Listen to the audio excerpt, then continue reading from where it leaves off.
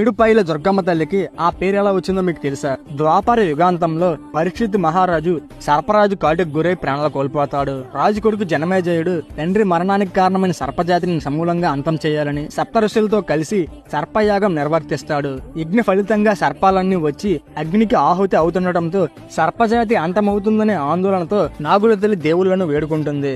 సర్పాలకు పుణ్యలోక గతులు ప్రాప్తించేందుకు గరుత్మంతుడు పాతాళంలోని భోగావతి నదిని తీసుకుని వస్తాడు. యజ్ఞస్థలికి రాగానే భోగావతి నది 7 పాయలుగా చీలి ప్రవహించి సర్ప యజ్ఞ గుండాలను ముంచుతూ ఓ పాయ రాతి గుహలో వెలిసిన దుర్గామాత పాదాలను తాకుతూ గోదావరిలో కలుస్తుంది.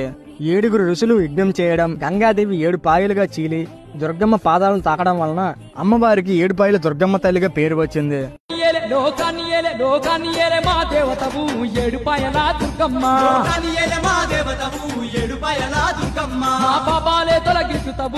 Don't forget to subscribe.